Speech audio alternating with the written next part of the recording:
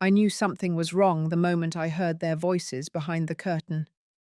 If you've ever given everything to your family, your time, your savings, even your body, and still ended up discarded like trash, then stay with me. What I'm about to tell you isn't just my story. It's a warning, a wake-up call, and maybe, just maybe, it'll keep someone else from signing their life away like I almost did. The hospital room was too quiet. That strange kind of quiet where you can hear the tick of your own pulse. I was sitting up in bed, holding the release form in one hand, the pen in the other. The surgeon had stepped out, said he'd be back in 5 minutes. I was about to sign. I was about to give a piece of my liver to my son. My only child, Stephen. He was 38 now, a business consultant, polished, sharp, smiling just enough to charm anyone who didn't know better. He'd been diagnosed 6 months ago, liver failure, sudden, severe, and I didn't even hesitate. I told him he could have mine. I meant it too. But behind the curtain, on the other side of that thin hospital wall, I heard everything. The voices weren't hushed. They were careless. Angela, his wife. She laughed. She actually laughed. Then came Stephen's voice, flat, cold. Once the liver's in and the insurance clears, we move her out. Maple Pine, cheapest nursing home in the county. Out of sight, out of mind. I didn't breathe. My hand froze mid-signature. The pen dropped into my lap. I felt something snap, not just in my chest, in my soul. Then another voice, shaky, high-pitched. Grandma? It was Hannah, 14 years old. My granddaughter. Her voice cracked like glass under pressure. You're putting Grandma in a nursing home after everything she's done? Silence. Stephen again, but louder this time. She's had her life. We need to think about ours now. The house is already refinanced. We've got plans. And don't forget, this liver thing, it's a win-win. I couldn't move. I couldn't cry. I was paralyzed with a kind of betrayal I didn't know existed. I had raised that boy, alone. His father walked out when Stephen was 3. I worked double shifts at the county hospital, missed birthdays, skipped vacations, saved every dime so he could have college, so he could have a life better than mine. And now, I was a burden, a deal, a signature away from being erased. The door creaked open. Hannah rushed in, red-faced, breathless, tears streaming. Grandma, don't sign it. Don't. I heard them. I recorded it. I have it on my phone. I looked at her. This girl, my granddaughter, the only person in that moment who saw me as a human being, not a transaction. My voice was barely above a whisper. Close the door, honey. She did. I sat up straighter. My hands were shaking, but my spine had turned to steel. I took a long breath. Let it fill me up. Let it burn through the numbness. Let it remind me that I was still here, that I hadn't signed anything. Not yet. I want you to listen to me carefully, I told Hannah. From now on, no more tears, no more fear. We're not victims. Not anymore. She nodded, confused, but trusting. I'm glad you're here. If you're still listening, let me ask you something. Have you ever been blindsided by your own blood? Looked someone in the eye thinking they loved you, only to find out you were just useful? That's where this story begins, and it only gets louder from here. I didn't cry. I didn't yell or throw the release form or make a scene. I just sat there, heart racing, hands cold, my granddaughter's voice still echoing in my ears. She had recorded them. She had proof. I told her to keep it safe. Then I looked down at that form, read the words one last time, and calmly folded it in half. I tucked it under my pillow and leaned back like nothing happened. The door opened again a few minutes later. Stephen walked in with that fake softness in his eyes, the kind that had fooled me for years. "There you are," he said. "We were just talking about you. How are you feeling?" "Fine," I answered, a little tired. He smiled and sat on the edge of the bed, like a good son. Like a son who hadn't just signed away my house or planned my future without me. Angela peeked her head in. "Just wanted to check on you, Mum," she said, her voice sugary sweet. "The kids are excited. It means so much to Stephen, what you're doing." I looked straight at her and nodded. "Of course. I just want him to get better." "Good," she said, stepping fully into the room now. "Because once this is done, we'll be able to really move forward with our lives. Everything's almost in place." She paused, glanced at Stephen. "I mean," she added, "the house will need a bit of reorganization, but it's all going to work out. For everyone." I tilted my head. "What do you mean by reorganization?" Angela's smile flickered for half a second. "Well, I mean, Stephen mentioned something about making space. It'll be easier once the transition's done. Maple Pine has a great reputation." There it was. Said to my face now. Stephen cleared his throat. "We'll talk about it later," he said quickly. "You should rest." Angela stepped forward, her voice low. "Just sign the final consent form soon, all right? The team needs it on file today. It's just paperwork." Then she leaned in, and the smile disappeared. "It's better for everyone if you don't complicate this, Margaret." I stared at her. She blinked, trying to recover her fake charm, but I didn't look away. I didn't flinch. "I'll take care of it," I said. They left soon after. I waited until the door shut, then pulled out the consent form again. I stared at my name, half written, and felt my stomach turn. It wasn't just betrayal anymore. It was insult, humiliation. They didn't even bother pretending. To them, I was a loose end to tie up, a final piece to cash in. I sat there, replaying the last year in my head. Stephen coming around more often, Angela cooking Sunday dinners, the sudden warmth, the talks about family and legacy. They had been laying the groundwork for this, building trust again, only to rip it out when they needed something from me. I thought about the house, my house, the one I paid off in full, where Stephen grew up, the one I nearly lost twice during the recession, but held on to by working back-to-back night shifts. Now it was theirs, just like that. My name scrubbed from the paperwork like I was never there. I had been naive, but not anymore. The door cracked open again. Hannah, this time. Her eyes were swollen. She slipped inside and sat beside me, clutching her phone like a lifeline. "Grandma," I saved the audio file. I emailed it to myself too, and to Linda. She said she could keep it safe if you want. Linda was my old nurse supervisor. She retired last year. Tough as nails, trusted with my life. If she was in, this was more than just pain control. This was strategy. "Good," I told her. "That was smart." Hannah looked down. "I didn't know what to do. I couldn't let them do that to you. They kept saying you'd forget, that you wouldn't notice, that you were slowing down." My throat tightened. "I'm proud of you," I said quietly. "You saw the truth and you did something. That's more than most adults." She nodded, wiping her eyes. "They don't know I heard. I just stood outside. I don't think they even care. That's their mistake," I said.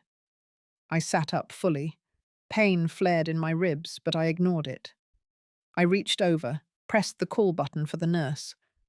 When the nurse walked in, I asked for a new copy of the consent form. "Stephen asked us to keep the original," she said carefully. "I'm sure he did," I replied. "I'll need a fresh one. I have changes to make." The nurse nodded and left. Hannah looked at me. "What are you going to do?" I didn't answer right away. Then I looked her straight in the eye. "We're going to let them believe I'm still their fool. We're going to let them think I'm signing. And when they least expect it, we'll show them exactly who I am." My hands were no longer shaking. By the time the new form arrived, I already had a plan. I wasn't going to scream. I wasn't going to beg. I was going to prepare. And when the time came, I was going to burn their little show to the ground. The next morning, I woke to the sound of voices outside my door. Sharp. Clipped. Stephen's tone had that cold edge again. Angela's was thinner, more urgent. I couldn't make out every word, but I caught enough to know they were talking about the papers, about timelines, about the liver, and about the house. I stayed still, eyes open, breathing slow, let them think I was still asleep. 5 minutes later, Stephen stepped inside like he owned the place. No knock, no hesitation. "Mum, just checking on you. How are you feeling today?" I turned my head slowly. "Better than yesterday." He gave that same smile. All teeth, no warmth. "That's good. That's real good. Doctor says everything's lining up perfectly. Surgery could be moved up if we get all the paperwork done." "Which reminds me, do you have that consent form?" I looked at him, then reached under the pillow and held up the blank form. "I tore the other one up," I said. "I needed a fresh start." Stephen's smile twitched. "Right. Well, go ahead and sign it when you're ready. No pressure. But sooner is better, obviously." He paused, trying to read my face. I gave him nothing. Angela came in right behind him carrying a tray. "Brought you breakfast, Mum." "Oatmeal. Just like you like it." She set it down too hard, like she wanted the spoon to rattle. Then she sat on the edge of the bed, too close. Her perfume was too sweet. Her tone was too smooth. "You know, this is a big moment for the whole family. A chance to show how strong we are. How connected. I mean, not every mother gets the chance to save her son's life and help him rebuild the future all in the same week." She looked me dead in the eyes when she said it. I gave her a small smile. Amazing, isn't it? Just how much one liver can accomplish. Angela blinked. Stephen cleared his throat. "Anyway, we've got a real estate agent coming by the house later today. Just to look around. Don't worry, nothing big. Just a walkthrough. The bank needed some documentation. Routine stuff." I froze, just for a second, then nodded. "Sounds like you're thinking ahead." He grinned. "Always. You taught me that." Angela stood. "We'll let you eat in peace. Let us know when the form's signed." They left. I didn't touch the oatmeal. I sat there, staring at it, my fists clenched under the blanket. Then I pressed the nurse call button. Linda showed up 15 minutes later. Bless that woman. She didn't even blink when I told her what I needed. "You want me to keep what?" I handed her Hannah's flash drive. It had the audio. Everything. Stephen's voice, Angela's laughter, Maple Pine, the whole plan. "I want a copy locked away. Somewhere they can't touch." Linda slid it into her coat pocket like she was sliding a scalpel into a tray. "You got it. You want me to go further? I can talk to someone." "Not yet," I said, "but stay close." By noon they came back. Stephen paced at the foot of the bed. Angela sat on the windowsill, arms crossed, tapping her nails against her arm. We're running out of time here, Mum, Stephen said. They need the form. The OR's being prepped. Everyone's waiting on you. I kept my voice calm. I'm reviewing it. Thoroughly. I just want to be certain everything's clear. Angela snorted. What's not clear? It's a form. You're giving a piece of your liver. He lives. You go back to your knitting and bingo nights. I locked eyes with her. I haven't knitted in 20 years, and bingo's never been my thing. Stephen stepped forward. Let's not make this harder than it needs to be. We've all made sacrifices to make this work. You think I wanted this? To be in this situation? You think I wanted to be lied to? I snapped. He stopped. I saw it. The flicker in his face. He knew I knew, but he didn't know how much. What are you talking about? I didn't answer. Angela moved quickly.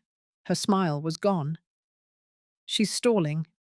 She's looking for ways to back out. Typical Margaret. Plays the victim. Always has. I turned to Stephen. Is that what you think, too? That I'm playing the victim? Stephen hesitated. I think you're scared. I think you're overwhelmed. And I think you're letting that cloud what matters. What matters? I asked quietly. He took a breath. What matters is saving a life. My life. And the form needs to be signed today. I stared at him. Then sign this. I reached into my drawer and pulled out a new document. A handwritten one. Simple. Legible. Clear. Angela leaned in, reading. What the hell is this? This is my amendment, I said. Before I sign anything, I want legal confirmation that after recovery, I stay in my house, in my room, with my name still on the deed. No changes, no transfers, no outside care facilities unless I request it. Stephen's face darkened. That's ridiculous. This isn't the time for ultimatums. Then it's not the time for surgery. Angela stood. You ungrateful woman. You think this is about control. This is about survival. About giving your son a chance to live. And you're leveraging that like it's a favor. You're sick. I leaned forward. Not as sick as the two of you. She opened her mouth again, but Stephen stopped her. Fine, he said. We'll look it over. I handed it to him. He took it like it was poison. He didn't say thank you. He didn't apologize. They walked out. And that's when I knew. There was no fixing this. There was only finishing it. The following evening, Linda returned with the information I asked for. She didn't waste time. She stepped inside my hospital room, locked the door behind her, and handed me a folded envelope. I opened it slowly. Inside were photocopies of loan documents, deed adjustments, power of attorney requests, and every last signature said Margaret Ellison. Except I never signed a damn thing. My hands curled into fists before I even finished reading. Linda crossed her arms, her voice low and sharp. They filed the transfer 5 weeks ago. House went under Stephen's name. No second signature, no witness on file. All digital, all rushed. And the notary? Online. Probably forged. The air in the room turned colder. Everything I worked for. My home, my security, my name. Gone, replaced by the click of a mouse and a son I didn't recognize anymore. They stole my house. I stood up. My knees wobbled for a second, but I steadied myself. That's not even the worst part, Linda added. Look at the insurance documents. I flipped to the next page. My breath stopped halfway. Angela's name, listed as primary beneficiary. On a life insurance policy I didn't even know existed, dated 6 months ago, just after Stephen got sick, premiums paid out of my old joint account. They weren't just planning to discard me, they were planning to profit from it. I looked at Linda, heat building in my chest. I need every copy. I need it locked. I need backup drives. And I want it somewhere he can't touch. Because the next time Stephen tries to put me in a corner, I'm going to slam the door behind him. Linda nodded. I already sent a copy to my lawyer friend. No names mentioned yet. But she's ready when you are. I took the papers, walked to the sink, splashed cold water on my face, and stared at myself in the mirror. This wasn't going to be quiet. Not anymore. The next morning, Stephen walked in wearing a clean-pressed shirt and that smirk I used to think was confidence. Now I knew it was arrogance. "Big day," he said. "The team's prepped. You ready to be the hero?" I turned away from the mirror. "I've reviewed everything." "Good. Glad we're past the drama. I need one more thing before I sign," I said. Stephen paused. "Of course." "What now?" "Bring Hannah in." He blinked, thrown off for the first time. "Why?" "Because I said so." He hesitated, then nodded and stepped out. 2 minutes later, Hannah entered, wide-eyed but calm. She walked straight to me and took my hand. "You ready, Grandma?" I nodded. I turned to Stephen, who was hovering just behind her. "Leave us," he scoffed. "Seriously?" I raised my eyebrows. "If you want my signature, walk out that door and wait until I call you back." His jaw tightened. He glanced at Hannah, then back at me, then stormed out, muttering. Once the door shut, I turned to my granddaughter. "They're not just planning to move me, Hannah. They're planning to erase me. From the house. From everything." I showed her the documents. Her hands shook as she read. Her face changed. "They faked all this. They actually faked your name. They did worse. They insured me. Without telling me. Angela's name is on the payout." Hannah stepped back. "That's disgusting." I nodded. "And that's why today we don't give them what they want. Today we let them believe they're in control. Then we burn it all down." Her voice cracked. "What do you want me to do?" "Stick close, keep your phone charged, and when I ask you to record, you record." She nodded. I pressed the nurse call button. Stephen re-entered 5 minutes later, all business, everything good. "Fine," I said. I reached for the pen slowly. I held it over the form. He leaned forward, expectant, but I didn't sign. Instead, I flipped the paper over, wrote 3 names, and handed it to him. "These are the people I want present before this goes any further. Linda, Hannah, and the head of surgical intake." Stephen frowned. "What is this?" "Transparency." Angela walked in without knocking, her phone in hand. "We don't have time for a parade. You're stalling again." I looked straight at her. "I'm not stalling. I'm documenting." Angela laughed. "Margaret. Please. Do you even know how serious this is? Your son could die. And if I sign, I might die faster." Stephen stepped forward, voice tight. "Enough of this. This isn't a negotiation. You said you were ready." "No. I said I had reviewed everything. I never said yes." Angela threw her hands up. "She's playing games, just like she always has." Hannah stood. "She's not playing anything." "You are." Angela turned, eyes wide. "Watch your mouth." "No. You watch what you're doing. You're trying to bury her while she's still breathing." Stephen pointed at her. "You don't know what you're talking about." I raised my voice. "She knows enough.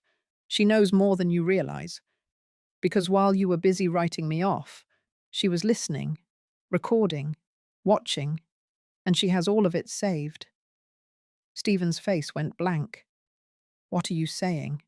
"I'm saying I have the tape, the documents, the signatures you forged, the notary you faked, the money you took, the policy you bought behind my back." Angela lunged toward me. "You lying old witch!" Linda burst in right then, followed by the intake coordinator. Angela froze mid-step. Linda held up a flash drive. "I think it's time this gets reviewed." The coordinator looked around. "What's going on here?" I looked her in the eye. "Fraud, exploitation, financial abuse, attempted medical coercion." Stephen tried to speak. "She's confused." I turned to him. "I'm more clear than I've ever been. And I'm done being your mother. From now on, I'm my own advocate. And you're going to watch everything fall apart, starting now." The room erupted the second Linda stepped forward with the flash drive. Angela's eyes went wild. Her mouth opened, but no sound came out. Stephen went pale, like all the blood in his face had drained straight to the floor. The intake coordinator stood stunned, blinking at all of us, trying to process what she'd just walked into. I didn't flinch. I didn't raise my voice. I just nodded once, and Linda walked the drive over to the computer on the counter and plugged it in. "You have every right to hear this," I said to the coordinator. "And I have every right to protect myself from being exploited by the people in this room who claim to love me." The recording began. First a soft static, then Stephen's voice. "Once the liver's in and the insurance clears, we move her out. Maple Pine, cheapest nursing home in the county. Out of sight, out of mind." Angela's laugh followed, crisp, heartless, mocking. Then came the sound of Hannah's voice. Cracking, desperate. "You're putting Grandma in a nursing home, after everything she's done." The room went dead silent. The intake coordinator's head snapped towards Stephen, eyes wide. "Is this your voice?" Stephen opened his mouth, but I spoke first. "It's his voice. And hers. No edits, no cutting, no context needed." Angela stepped forward fast, her words sharp and loud. "This is entrapment. She set us up. She tricked us. That girl had no right recording us." Linda stood her ground. The girl was protecting her grandmother. "From you." Angela turned to Stephen, panicked. "Do something." Stephen didn't move. His shoulders dropped. His eyes darted to the screen, then to the floor, then to me. This was all a misunderstanding. I kept my stare locked on him. No, this was a plan. Calculated. Cold. "You forged my name. You sold my house. You made me believe you were rebuilding our bond, all while preparing to toss me aside like I was nothing." The coordinator cleared her throat. "We'll need to pause this surgery. There's clear concern about the validity of the patient's consent and potential abuse." Angela turned on me again. "You're ruining everything. He could die. And for what? Pride, bitterness, some twisted need to be a martyr." I stepped closer. "I'm not the one cashing in on someone else's liver. I'm not the one using love as a weapon. And I'm not the one whose name is on an insurance policy waiting for a death to collect." Angela's face twisted. "You're ungrateful, selfish. You think you're some noble woman. But really you're pathetic. You've always been pathetic. That's why your husband left. That's why your son doesn't want you." That hit like a punch to the gut. But I didn't step back. I stood taller. "You're right about one thing. My husband did leave. And I raised Stephen alone. Worked 60-hour weeks. Skipped meals so he could eat. Paid for his college. Covered his debts. Saved his life more times than I can count. And now I see exactly what kind of man I raised. But I also see what kind of woman I've become. And today, I choose me." Stephen finally spoke. "You don't mean that." I looked straight at him. "I mean every word." He reached for the paper on my tray. "The consent form. Give me that." I grabbed it first, held it up in front of his face, then slowly ripped it in half. Then again. Then again. until the only thing left was confetti falling to the floor between us. Angela gasped. "You're insane." "No, I'm awake. For the first time in years." The intake coordinator turned to Stephen. "We'll be reporting this to hospital administration and to the Adult Protective Services team. There will be a full investigation into all financial and legal documentations related to your mother's care and property." Stephen's voice cracked for the first time. "She's exaggerating. It wasn't like that. We needed help. And instead of asking, you tried to rob me." Angela moved fast again, this time toward the computer, probably trying to pull the drive. But Hannah blocked her. Tall, unafraid. She didn't even speak, just stared her down. Linda grabbed the drive and handed it to the coordinator. "Keep that safe." I looked around the room, at the wreckage, at the people I once trusted, at the little girl who now stood stronger than both of her parents combined. Stephen's voice turned low. "You've ruined everything." "No, I just stopped pretending." Angela hissed. "No one will believe you. We'll fight this. We'll bury you in legal fees and red tape." I smiled. "Good. Then I'll bury you in truth." The coordinator escorted both of them out, her tone clipped and professional. Once the door shut, I finally let out the breath I'd been holding. My hands were still shaking, but it wasn't fear. It was adrenaline. Fire. Hannah came up beside me, took my hand.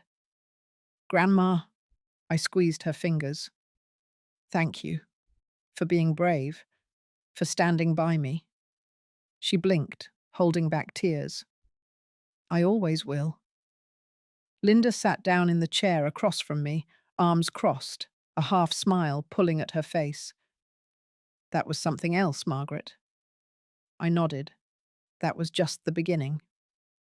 2 hours after the coordinator escorted Stephen and Angela out, everything changed. The hospital administrator walked into my room with 2 compliance officers behind her.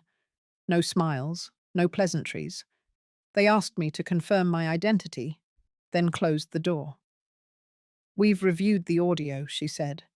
"We've received a copy of the insurance documents, and we've already started pulling all patient files and authorization forms tied to your case." I nodded once. My voice came steady. "Do what you have to do." They asked to see the most recent consent form.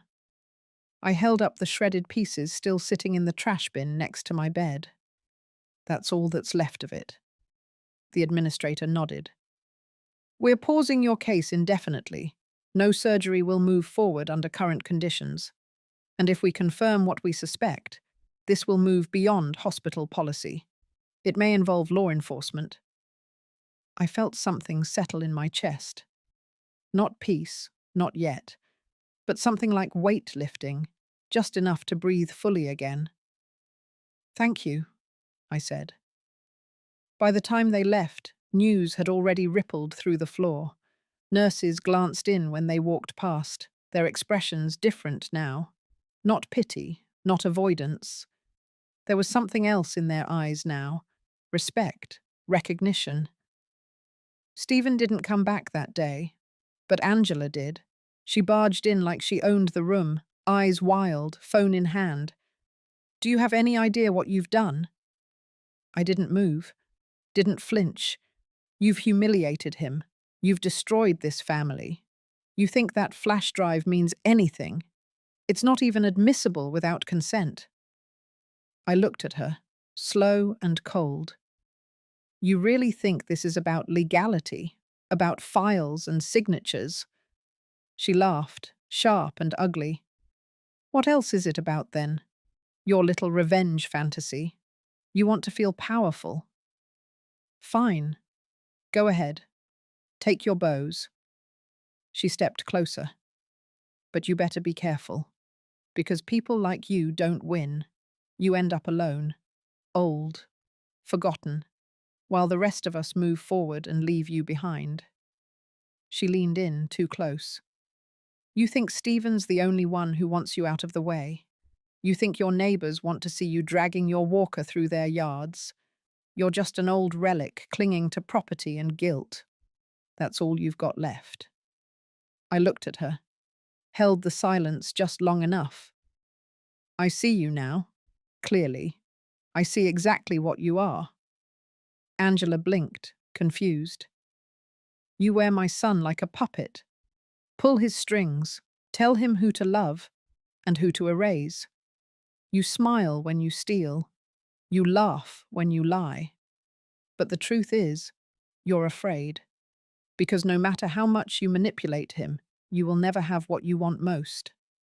She stepped back. And what's that? A legacy. Angela scoffed. I have a home. I have a husband. I have a future. You have a house you stole, a man you control, and a future built on fraud. She laughed again. You're not going to survive this. You're too soft. No. I was soft. I was quiet. I let things slide. I let love blind me. But not anymore. The door opened. Hannah walked in, phone recording. She didn't say a word, just lifted the screen where the red light blinked. Angela froze. You little rat. She lunged, arms swinging, but I moved first. I stepped between them, raised my voice. Touch her. And I swear, Angela, you won't make it out of this hallway before every nurse on this floor pins you to the ground. Angela stopped. You think you're untouchable now? No, but I'm awake. And every second you're here, you make it worse. The door opened again. Linda walked in with a security officer behind her. Ma'am, the officer said, we need you to leave the premises. Angela didn't argue. For the first time, she saw it too. The end. The unravelling. She turned on her heel, stormed out without another word. Hannah lowered her phone. I'm sorry. You did exactly what needed to be done. Linda stepped closer. You're burning the whole thing down, Margaret. No. I'm just taking back what was always mine. That evening, the hospital served Stephen with an official no-contact order. He wouldn't be allowed on the premises unless I personally authorized it. My medical files were locked, my room was moved to a secure wing, and my care was assigned a new case manager, one that listened. The next morning, I woke to silence. No fake smiles, no spoiled oatmeal, no staged concern, just peace. But it wasn't over. Not yet. Because what they'd done to me wasn't just personal. It was systematic. And if it had happened to me, it was happening to others. And I wasn't going to stay quiet about that either. They thought I would disappear. They thought once they were escorted out, once the hospital locked my records, once the consent form was shredded, that I would simply lie back down and let it pass. But silence is a weapon too. And I was done being quiet. 2 days passed. During those 48 hours, Stephen never showed his face. Angela went dark. No calls, no texts, no hallway whispers. The hospital tightened security around my case. Even Linda said she hadn't seen administration this serious in years. But that wasn't enough for me. I wasn't just going to stop a surgery. I was going to confront the two people who planned to rip apart my life in broad daylight. And I wasn't going to do it behind closed doors. I asked the hospital for a mediation meeting. Official, documented, witnessed. They resisted at first, until Linda handed over the second drive. The one with backup footage from the corridor, showing Angela lunging toward Hannah. That sealed it. By noon the next day, a formal session was arranged in the hospital's conference room. White walls, fluorescent lighting, a long oak table, 2 cameras set up in opposite corners. Linda sat at my side. Hannah, too. Across the table, Stephen sat stiff, arms crossed, eyes cold. Angela next to him, back straight, face unreadable. A hospital compliance officer and a legal observer from the county sat off to the side. No one said a word. So I started. I looked Stephen straight in the eye. Tell me when it started. He blinked. What? The planning, the policy, the forged papers, the nursing home. When did it stop being about saving your life and start being about ending mine? Angela rolled her eyes. This is ridiculous. The compliance officer held up a hand. She has the floor. I kept going. You looked me in the face and asked for my liver, while the ink on the deed transfer was still drying. You called me your mother, while you and your wife discussed nursing homes like picking a brand of cereal. So tell me, which lie should I believe? Stephen leaned forward. I was desperate. I was dying. I needed help. You always said you'd do anything for me. Help doesn't include erasing someone's existence, I snapped. You signed over the house, he said. I never signed a damn thing. You copied my signature. You faked my name. Angela cut in. You were forgetful. We thought you'd given permission. There was confusion. No, there was strategy. You softened me up with dinners. You played the devoted son. You rebuilt the illusion of family just long enough to strip me clean and toss me aside. Angela turned to the officers. She's spiraling. I faced her. You forged my name on 3 documents. You bought a life insurance policy in your name. You planned a transfer into long-term care without my consent. If that's spiraling, you better buckle up. Stephen's jaw clenched. It wasn't supposed to go this far. But it did. You let her convince you that I was in the way. You let greed override love. And now you're sitting here acting like the victim. Angela turned to him. Don't listen to this. She's manipulating the whole situation. Hannah spoke up for the first time. The only manipulation I saw was from you. I heard you both. You talked about her like she was already gone. Angela's voice rose. She's a child. She's more adult than either of you. Linda stood, slid a folder across the table. Inside were records, audio transcripts, digital timestamps, proof. The compliance officer opened it and read. Forgery of medical documents, misrepresentation of power of attorney, unauthorized life insurance policy, attempted coercion of a vulnerable adult. Stephen went pale. Angela grabbed his arm. Don't say a word, but Stephen couldn't stop now. I just wanted to be free, he muttered. Free from what? He looked up, tears forming. From guilt, from debt, from the pressure of trying to measure up. You always made me feel like I owed you everything. I stared at him. You owed me nothing, except honesty. Angela stood. This meeting is over. Not yet, said the legal observer. We're recording. You're still under review. Angela turned on her heel, marched to the door, yanked it open. Stephen stayed seated. I'm sorry, Mum. I said nothing. I didn't want his apology. Not yet. Maybe not ever. He left quietly. And just like that, it was done. I turned to the officers. Now that you've heard it from them, I want formal charges filed. I want every document reversed. I want my house back. My name cleared, and a restraining order filed by the end of the week. The compliance officer nodded. You'll have it. I stood, my legs steady for the first time in days. Linda touched my shoulder. You didn't just win, you buried them. I looked at Hannah. No, I survived them. And now it was my turn to write the story. 2 days after the confrontation, I found myself walking through the front doors of the hospital again. But this time, not as a patient. This time, I walked in tall, steady, and without a pen in my hand, ready to sign my life away. The press conference had been scheduled that morning. The hospital PR team scrambled to control the optics, but there was no hiding what had already gone viral. The audio recordings, the confrontation clips, the headlines were everywhere.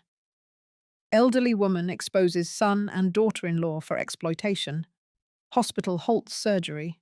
Adult Protective Services launches investigation. I didn't ask for the attention, but I wasn't going to shy away from it either. The truth deserved light. Inside the conference room, I saw faces I didn't expect.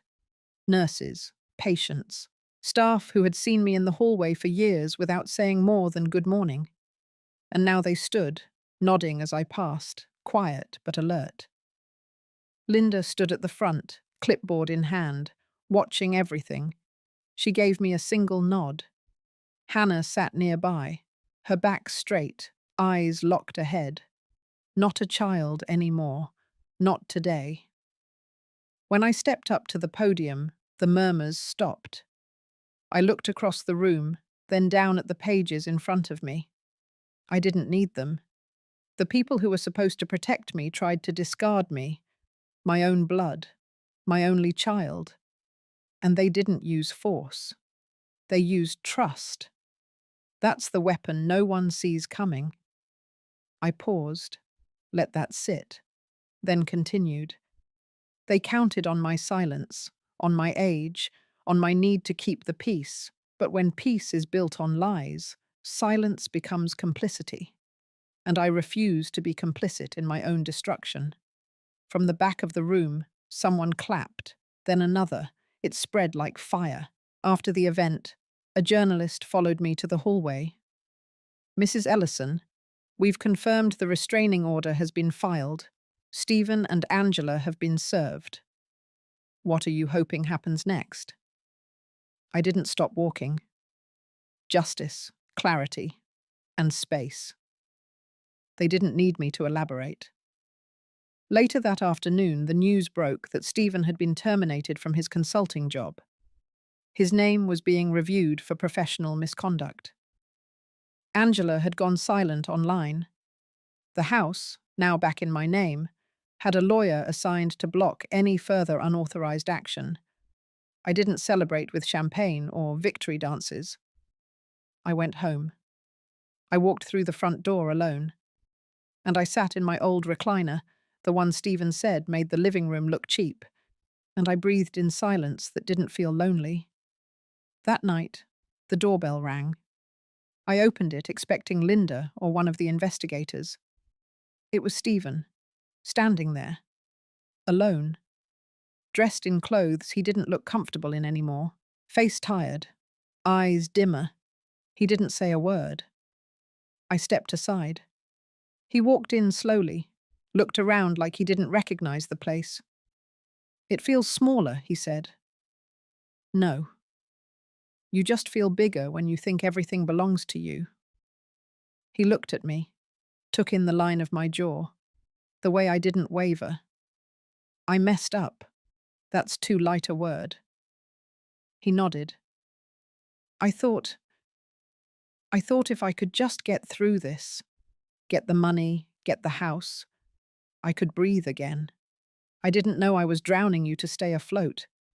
And Angela, she left, took her things, blamed me, said I ruined her chance at real stability.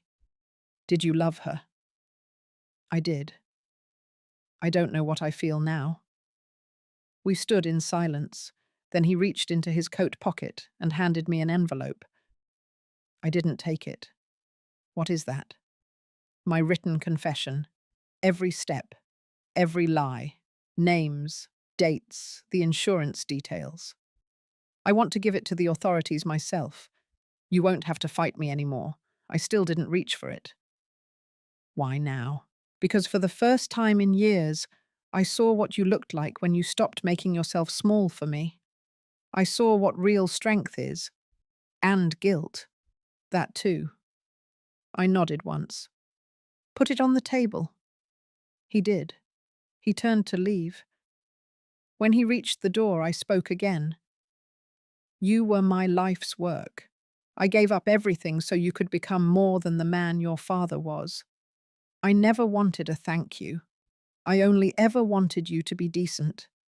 He turned back. "I don't know if I can fix this." "You can't." He flinched. "But you can start again." And he did something I hadn't seen since he was a boy. He cried. Not for me. For himself. And I let him. The morning Stephen's court summons arrived, I was in the kitchen boiling water for tea. The knock on the door came hard and fast, and I already knew it wasn't a visitor. I opened it to see a man in uniform and another in a blazer.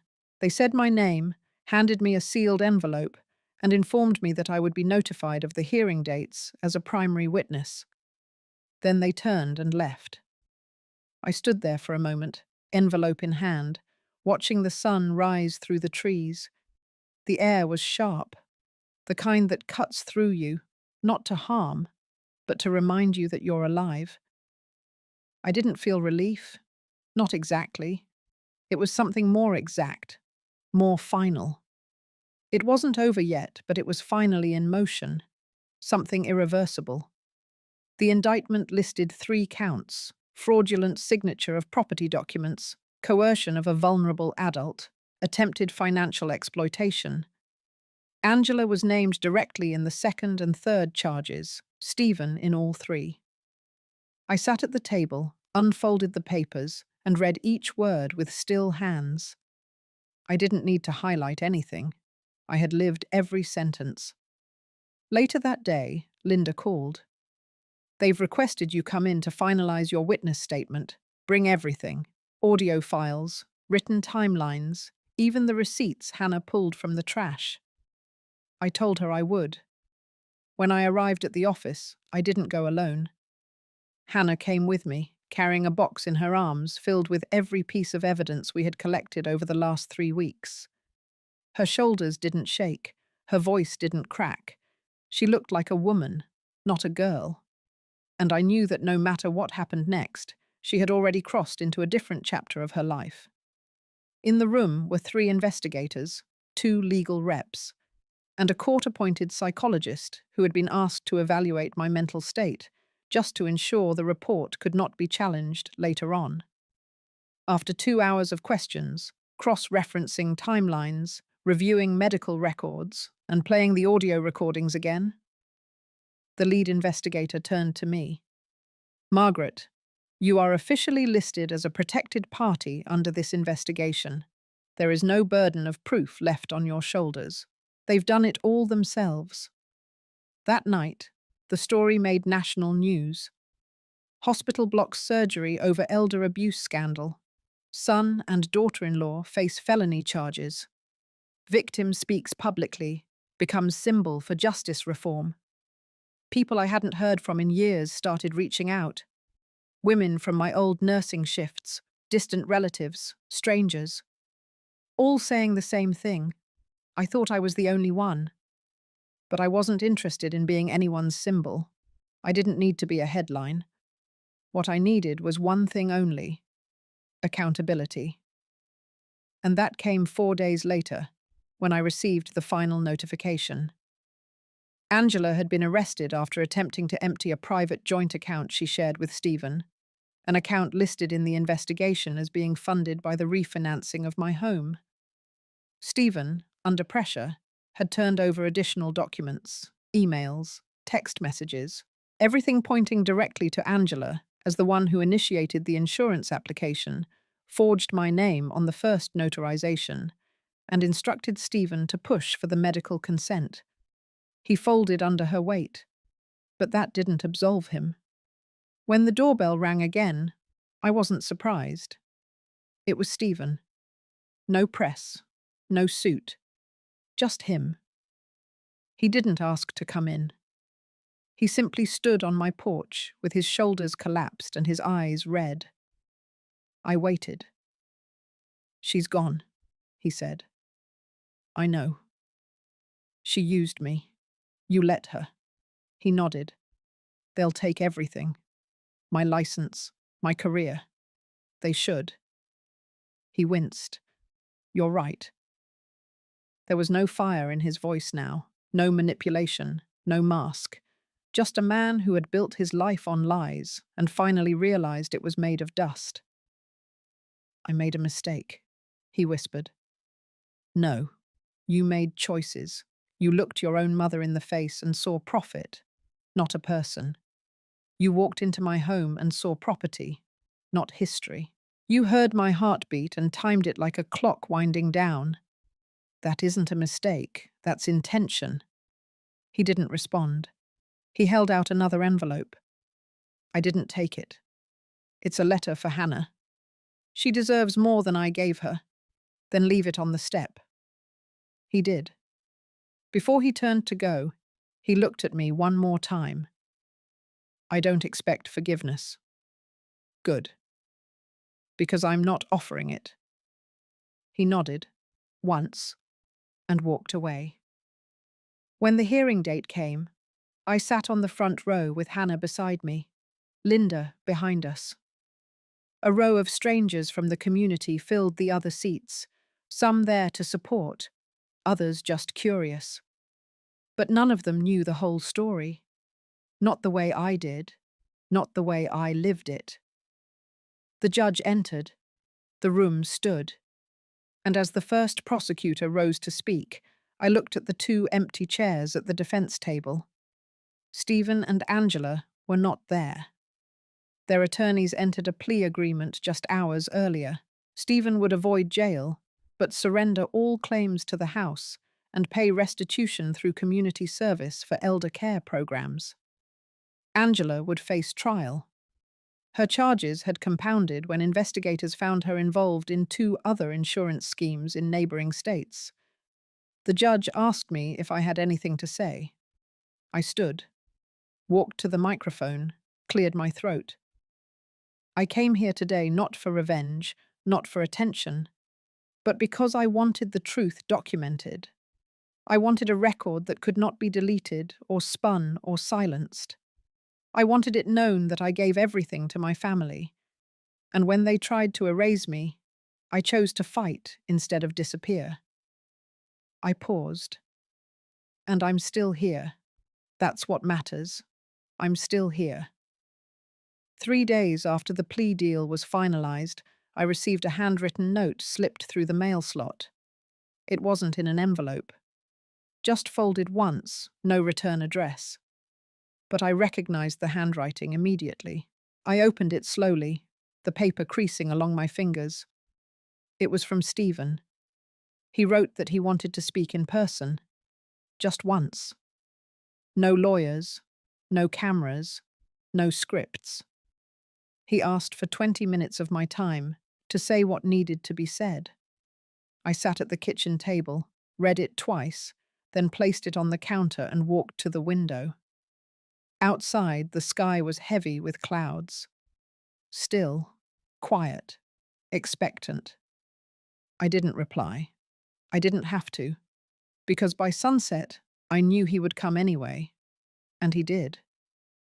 When I opened the door, Stephen stood there, just like before. But this time, he didn't pretend.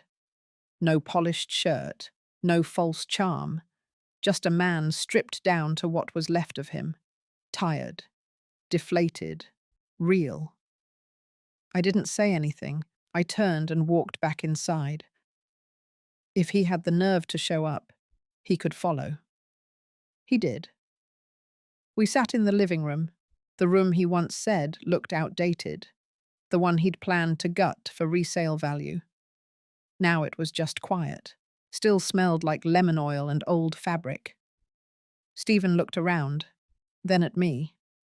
I came to take responsibility. All of it. I nodded once. "You got what you wanted," he continued. "The world knows what I did. My license is gone. I'll never work in consulting again. I had to sell my car to cover court fees. I'm starting over from nothing." "Good," I said. He flinched but didn't argue. "I deserve it." I looked him in the eyes, my voice flat. "You deserve worse." Stephen leaned forward, elbows on his knees, hands clasped. I let her twist things. I let myself believe that your value had an expiration date, that what you gave was old, used up, irrelevant. But it wasn't. You gave everything. I didn't answer. He looked at the floor. You were always there, even when Dad left, even when I failed college the first time, even when I gambled away half my savings and blamed it on bad luck. You never gave up on me. And then I sold you out for a signature. You didn't sell me out, I said. You tried to erase me. He swallowed. I know. I stood and walked to the cabinet, opened the drawer, and pulled out the envelope he had once left for Hannah. I handed it to him. She read it. She kept it. But I think you need to see what you wrote. He took it slowly, unfolded the letter, and read the words aloud. To my daughter. I'm sorry for showing you how easy it is to betray love when fear gets loud. His voice broke. I'm sorry for teaching you that survival means stepping on someone else. That's not the man I wanted to be. I sat back down, arms folded. What do you want from me, Stephen? He looked at me, tears held back behind blinking eyes. I don't know. Forgiveness, maybe. A chance to rebuild something. You burned it down. I know. You didn't just betray me. You betrayed yourself. You became everything I raised you not to be. He didn't respond. His face crumbled, but he kept still, kept breathing through the wreckage. I continued. You chose lies. You chose shortcuts. You chose a woman who fed your ego and drained your spine. And when you were called to account, you blamed your desperation. But you had a choice every step of the way, and you chose wrong. He nodded. I lost everything. You lost your soul long before that. The silence between us stretched like a thin sheet of glass. One wrong move and it would shatter. Then quietly, Stephen spoke again. I want to earn something back, even if it takes the rest of my life. I raised an eyebrow. Like what? He looked up. Your respect. Hannah's. My own, maybe. I leaned forward. Then you start with the truth. No more performances, no more guilt traps, no more trying to look like a victim while you rebuild in secret. You face what you did, fully, publicly, privately. And when you're done with that, you spend the next 10 years working in silence, giving, not taking, until your name means something again. Stephen's throat tightened. Okay, I nodded. And one more thing. Stay away from this house. Until I say otherwise. You're not entitled to proximity just because you finally feel remorse. He stood, slow and steady. I understand. He turned to leave, then paused in the doorway. I never stopped wanting you to be proud of me. And I never stopped wanting you to deserve it. He didn't say anything else. He walked down the porch steps, into the fading light, and disappeared down the sidewalk like someone carrying the weight of every broken version of himself. And in that moment, I didn't feel rage. I didn't feel revenge. Just silence. Heavy. Final. But maybe, just maybe, not forever. The morning of the award ceremony was calm. The air held that crisp, early autumn stillness, as if the world itself was holding its breath. I stood at the window, watching the slow movement of wind through the trees. I wasn't nervous. I wasn't even excited. I just felt ready. For the first time in years, I was not defined by what had been taken from me, but by what I had reclaimed. The community centre had been renovated in record time. The plaques were mounted, the chairs lined up, the reception table set with simple flowers and pitchers of lemon water. On stage stood a podium, and behind it, a banner I hadn't seen until I arrived. The Whitfield Initiative. A small subtitle underneath read, "In honor of the women who raised us, held us, and refused to vanish." My name, my purpose, and not one mention of Stephen. He hadn't been invited, but I knew he was in the back. I saw him slip in quietly through the side entrance, his shoulders slouched, his suit borrowed from a better time. He sat in the last row. He didn't try to be seen. He didn't need to be. I knew he came because he needed to witness it. That was enough. When I was introduced, I walked on stage without hesitation. I looked out at a room filled with faces I didn't know, and a few I knew far too well. I took a breath and began. I used to believe that dignity was something you gave others, that if you loved someone, you made yourself smaller so they could feel big, that if they failed you, it was your job to forgive without question. I no longer believe that. I paused. The room was still. I believe dignity is something you owe yourself first, and once you honor it, others will either rise to meet you or fall away. But you cannot wait for permission to protect your worth.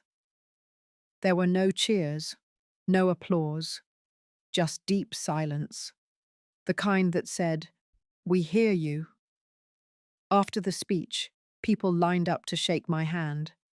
Women in their 50s and 60s with tired eyes and strong grips. One whispered, "I almost gave my house to my son last year. You saved me." Another pressed a handwritten letter into my palm and said, "I thought I was the only one." It hit me then. This wasn't about revenge. It never had been. This was a warning and a beacon. By sundown, the building was quiet again. Most had gone. The media interviews were done. The news anchors got their sound bites. The local paper had their photos. But I stayed behind to walk the halls alone. I ran my fingers along the walls. My story was written into the grain of the wood. Not in shame, not in sorrow, in strength. Outside, the sun dropped low. That golden hour where everything looks softer, more forgiving. Stephen stood near the steps, not blocking the way, just standing, waiting. I walked past him, but he turned. "You were right to cut me out." I kept walking, but I'm not giving up on myself. Still, I didn't stop, until he added, "And I'm not asking you to forget, just hoping one day you'll see me trying." I paused, looked at him, not as a son, not as a traitor, but as a man rebuilding from rubble. I didn't respond.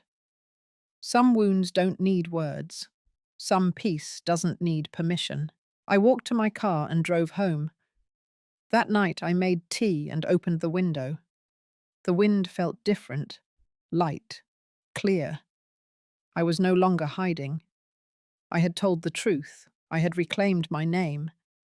And the people who once tried to erase me now had to live with what they did, in a world that finally saw me, not as a burden, but as a storm they couldn't silence.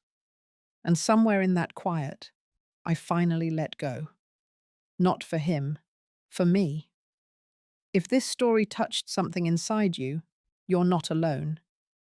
Maybe you've been overlooked, underestimated, or used by the very people you raised. Maybe you're still waiting for justice. If so, I see you, and I hope this story reminds you your voice matters. Your worth does not expire. Tell me in the comments where you're listening from, or share your story. Because sometimes healing begins when we speak what others tried to bury. And if it happened to me, it could happen to someone you love.